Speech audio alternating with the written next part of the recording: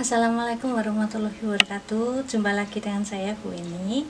Kali ini kita akan belajar penggolongan akuntansi. Penggolongan akuntansi ini penting kita pelajari. Tujuannya agar kita mampu menggolong-golongkan mana itu yang termasuk harta lancar, mana yang termasuk harta tetap, mana yang termasuk utang, mana yang termasuk modal, pendapatan, dan beban gitu. Setiap transaksi dan kejadian suatu perusahaan harus diadakan pencatatan. Transaksi dan kejadian yang terjadi dalam perusahaan selama periode akuntansi akan berpengaruh terhadap penambahan maupun pengurangan terhadap macam-macam jenis harta, utang maupun modal.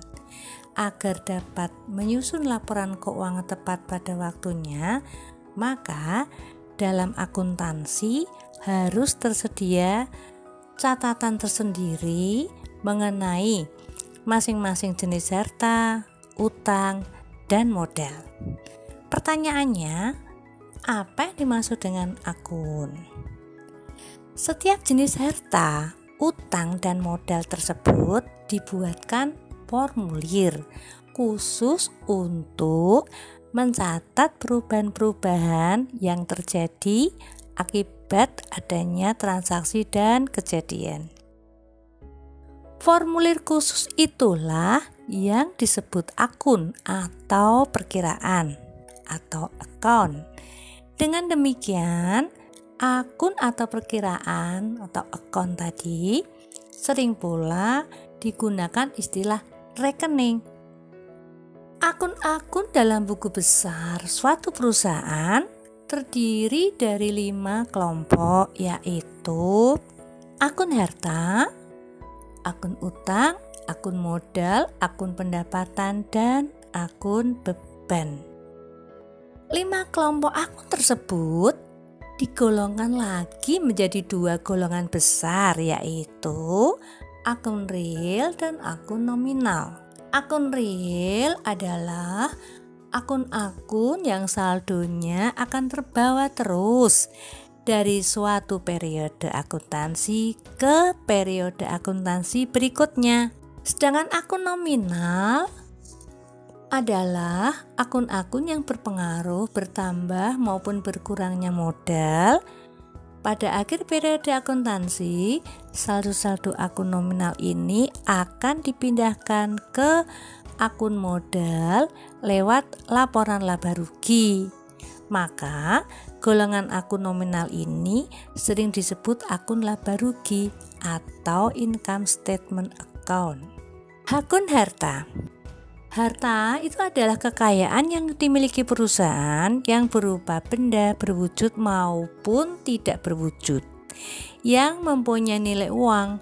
Dari pengertian tersebut, harta merupakan sumber daya yang dimiliki perusahaan yang digunakan untuk melaksanakan kegiatan usahanya dalam rangka mencapai tujuan.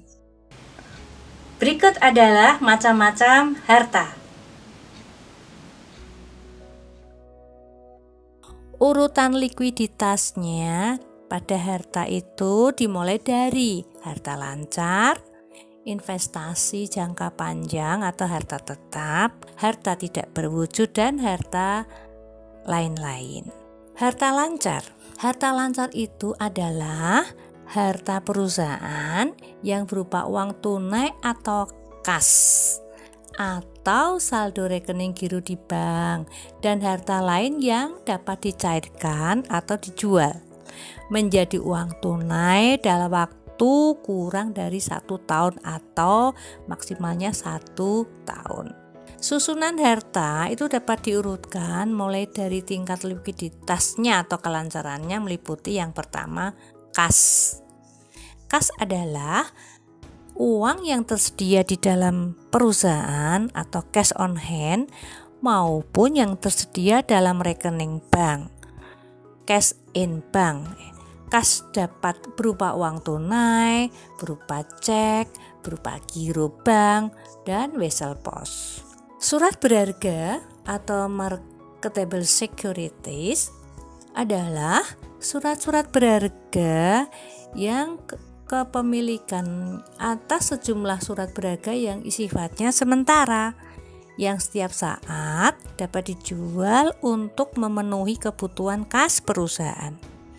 Misalnya saham, obligasi, dan jenis surat berharga lainnya yang dikeluarkan oleh suatu perusahaan. Yang berikutnya adalah wesel tagih. Wesel tagih adalah surat pernyataan kesanggupan dari seorang debitur untuk membayar utang pada waktu tertentu kepada kreditur. Wesel tagih ini dapat dijual sebelum tanggal jatuh tempo kepada bank. Piutang, ya. Persediaan barang dagang ialah barang dagang yang dibeli perusahaan untuk dijual kembali tanpa mengubah sifat dan bentuknya. Beban dibayar di muka. Beban dibayar di muka itu adalah pembayaran beban yang dilakukan lebih dahulu atau uang muka persekot ya, tetapi jasanya belum dinikmati, misalnya asuransi dibayar muka, sewa dibayar di muka. Perlengkapan adalah bahan-bahan yang habis pakai kurang dari 1 tahun atau habis dalam periode normal perusahaan. Misalnya perlengkapan kantor, perlengkapan salon, perlengkapan toko, perlengkapan angkutan.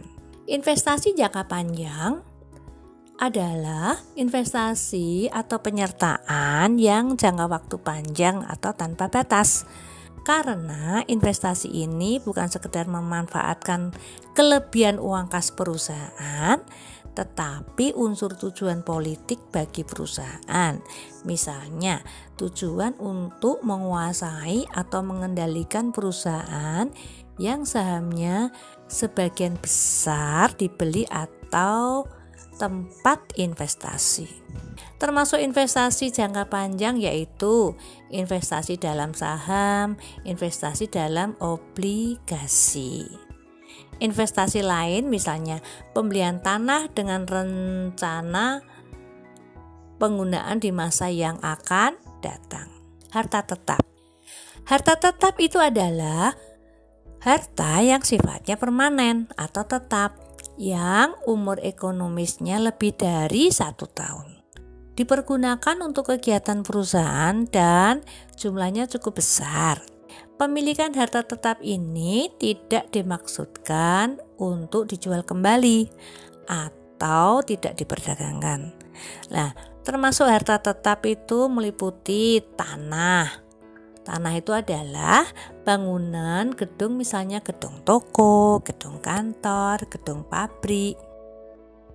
Sedangkan harta tidak berwujud, definisinya adalah kekayaan perusahaan yang tidak ada wujudnya secara fisik, tetapi mempunyai nilai uang atau harta atau aktiva. Berupa hak istimewa yang dimiliki perusahaan karena prestasi tertentu. Harta ini tidak dapat dikelompokkan dalam harta lancar dan harta tetap. Termasuk harta tak berwujud itu meliputi hak paten, hak cipta, merek dagang, franchise, dan goodwill. Sedangkan harta lain adalah kekayaan perusahaan yang tidak layak dikelompokkan dalam harta lancar, investasi jangka panjang, harta tetap, maupun harta tidak berwujud. Berikutnya, akun utang atau kewajiban ialah kewajiban perusahaan kepada pihak lain atau kepada kreditur, atau dengan kata lain, utang itu merupakan pengorbanan ekonomis yang wajib dilakukan perusahaan di masa yang akan datang dalam bentuk penyerahan harta atau pemberian jasa yang disebabkan oleh tindakan atau transaksi pada masa sebelumnya. Untuk utang itu terbagi menjadi 3, utang lancar, utang jangka panjang, dan utang lain-lain. Kalau utang lancar itu pelunasannya kurang dari 1 tahun. Kalau yang utang jangka panjang pelunasannya lebih dari 1 tahun. Sedangkan yang utang lain-lain tergantung dari kesepakatan dua belah pihak. Berikutnya akun modal. Modal adalah bagian hak pemilik dalam perusahaan, yaitu selisih antara harta dengan utang. Modal merupakan hak atas kekayaan pemilik atau owner equity. Karena modal merupakan klaim terakhir dari pemilik setelah harta dikurangi dengan utang. Modal merupakan kekayaan bersih perusahaan, tetapi bukan merupakan ukuran nilai jual perusahaan. Modal diklasifikasikan berdasarkan sifat kepemilikannya. Untuk perusahaan perorangan, akun modal selalu disertai nama pemiliknya, misalnya modal Gunawan atau Gunawan Capital. Berikutnya akun pendapatan. Pendapatan adalah penambahan kotor terhadap modal sebagai akibat dari hasil kegiatan perusahaan. Pendapatan dapat berasal dari penjualan barang dagangan, pemberian penjualan jasa, penyewaan harta tetap, peminjaman uang, dan pekerjaan-pekerjaan lainnya yang bertujuan memperoleh laba. Sedangkan pendapatan dapat diklasifikasikan menjadi 2 kelompok, yaitu pendapatan usaha dan pendapatan di luar usaha. Berikutnya akun beban. Beban adalah semua pengorbanan yang dikeluarkan perusahaan dalam rangka untuk memperoleh pendapatan. Beban dapat diklasifikasikan menjadi 2 kelompok, yaitu beban usaha dan beban di luar usaha. Demikian pelajaran kita hari ini tentang penggolongan akun.